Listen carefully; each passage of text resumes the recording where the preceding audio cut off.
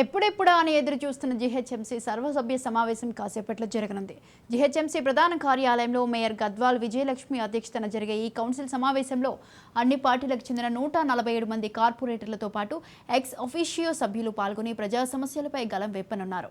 December మొదటి వారం తర్వాత జరగాల్సిన కౌన్సిల్ సమావేశం కమిషనర్ రొనాల్డ్ రాస్తో వైఖరితో జాప్యం జరిగింది. చివరకు మేయర్ కౌన్సిల్ సమావేశం ఏర్పాటుపై సీఎం రేవంత్ రెడ్డిని కలిసి ఫిర్యాదు చేయడం, బీజేపీ కార్పొరేటర్ శ్రవణ్ న్యాయస్థానాన్ని ఆశ్రయించడం వంటి చర్యలతో వెంటనే కౌన్సిల్ ఏర్పాటుకు అడుగులు పడ్డాయి.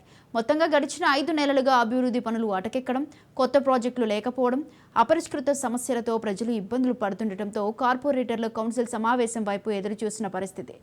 నేటి కౌన్సిల్ సమావేశం వేడిగా జరిగే అవకాశాలున్నాయి. రైట్, ఈ విషయంపై పూర్తి సమాచారం అందించడానికి మా ప్రతినిధి మహేందర్ లైవ్లో ఉన్నారు. మహేందర్, చెప్పండి, జీహెచ్ఎంసీ సర్వసభ్య సమావేశం అయితే మరి కాసేపట్లో అయితే జరగనున్నట్లు తెలుస్తోంది. ఈ సమావేశంలో ప్రధానంగా ఏం చర్చించనున్నారు? మొత్తానికి జీహెచ్ఎంసీ కౌన్సిల్ మీటింగ్ జరగడం అనేది ఆసక్తి రేపుతుంది. గత పాలనలో జరిగినటువంటి కౌన్సిల్ మీటింగ్కు ఇప్పుడు రాష్ట్ర ప్రభుత్వం మారిన తర్వాత జరిగే కౌన్సిల్ మీటింగ్కు చాలా ఎంత వ్యత్యాసం ఉంటుంది. గతంలో అడిగినటువంటి సమస్యలు కావచ్చు, మెంబర్స్ ప్రశ్నలు కావచ్చు, వీటన్నిటికీ కూడా సమాధానం రాలేదు అని చెప్పేసి దాదాపు మండిపడ్డ నేపథ్యం ఉంది. అయితే కొన్ని రోజులైతే గంటల తరబడి మాత్రమే నడిపించి కౌన్సిల్ సమావేశాలు మూసివేసినారు. గత ఆగస్టులో చివరి సమావేశం నిర్వహించారు. అయితే ఇప్పుడు సమావేశాలు కొత్తగా ఏర్పడినటువంటి ప్రభుత్వం తర్వాత ఎలా ఉండబోతాయి సమావేశాలు. అయితే ఇక్కడ గత ప్రభుత్వంలో ఉన్నటువంటి ఏర్పడినటువంటి మేయర్ మాత్రం ఇప్పుడు కూడా మేయర్ ఉండడం, మరి అధికారం మాత్రం కాంగ్రెస్ పార్టీ చేయడం, ఆ మేయర్ మాత్రం ప్రతిపక్ష పార్టీకి చెందిన వారు ఉండడం. సో ఇప్పుడు ఎలా ఉండబోతుంది అనేది దానిపైన సర్వత్రా ఒక ఆసక్తి నెలకొన్న పరిస్థితి కనిపిస్తుంది. అయితే ఇప్పటికీ 200 రూపాయల క్వశ్చన్లు కాగా దాంట్లో కేవలం 20 మాత్రమే అడిగేందుకు ఇటు సముఖత వ్యక్తం చేసినట్టు తెలుస్తుంది. మరి దీంట్లో ఏ పార్టీలకు ఎంతెంత అవకాశాలు ఇస్తారు, నగర అభివృద్ధి పైన ఎంత పెట్టబోతున్నారు, అయితే ఇప్పటికీ రాష్ట్ర ప్రభుత్వం నుంచి రావాల్సిన నిధులు ఎన్ని, అలాగే ఇప్పటివరకు ఎన్ని తెచ్చారు, ఎలా ఉండబోతుంది, అలాగే సమస్యలు ఆయా ప్రాంతాల నుంచి ఆయా కార్పొరేటర్లు అడిగినటువంటి సమస్యలకు గత పాలనలో ఎటువంటి సమాధానాలు రాలేదు, చాలా అహంకారంగా వారు వ్యవహరించారని వారు కొన్నాళ్ళు అయితే బైకాట్ చేసిన సమస్యలుగా పరిస్థితి కూడా మనం చూసాం.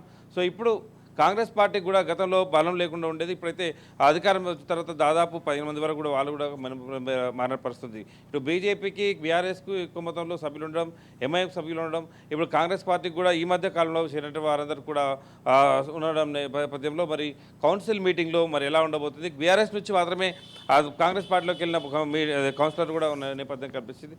సో ఈ కౌన్సిల్ మీటింగ్ అనే దానిపైన అయితే సర్వత్రా ఒక ఆసక్తి నెలకొంది. ఇప్పటికే మొత్తం హైదరాబాద్ నగర అభివృద్ధి విషయంలో, అలాగే ఆయా కార్పొరేటర్ల యొక్క సమస్యలు, నిధులు, పెండింగ్ పనులు, ఇవన్నిటిపైన అడిగేదానికి ఎప్పుడు కూడా అవకాశం అనేది రాలేదు. పాలకులు కూడా గతంలో సహకరించలేదు. మేయర్ కూడా అడిగితే కసురుకునే వాళ్ళు.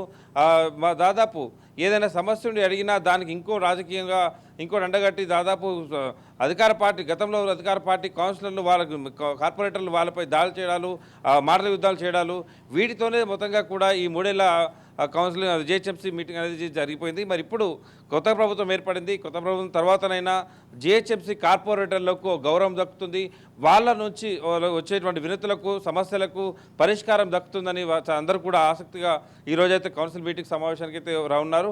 సో చూడాలి మరి కౌన్సిల్ మీటింగ్ మరికొద్దిసేపట్లో కౌన్సిల్ మీటింగ్ అనేది ప్రారంభం కాబోతుంది. మేయర్ బీఆర్ఎస్ పార్టీకి చెందినటువంటి మేయరే ఉండడం, మరి ఈ మధ్య గ్రేటర్లో కూడా దాదాపు మాజీలు కావచ్చు, ఇప్పుడున్న డిప్యూటీ మేయర్ కావచ్చు, వీళ్ళంతా కూడా కాంగ్రెస్ ముఖ్యమంత్రి కలవడం, పార్టీ మారుతారనే వార్తలు కూడా వినిపించడం. సో వీటి నేపథ్యంలో ఇప్పుడు జరగబోయే సమావేశ మీటింగ్లో సందర్భంగా మరి ఎలా ఉండబోతుంది, ఏ అంశాలు చర్చకు రాబోతున్నాయి, ఎంత మేర అభివృద్ధికి నిధులు ప్రభుత్వం ఇటు జీహెచ్ఎంసీకి ఇస్తుంది. సో ఇవన్నిటిపైన అయితే పూర్తి వివరాలు తెలడానికి మరి కొద్ది గంటలు వెయిట్ చేయాల్సిందే. Right, thank you Mahender, thanks for the live updates.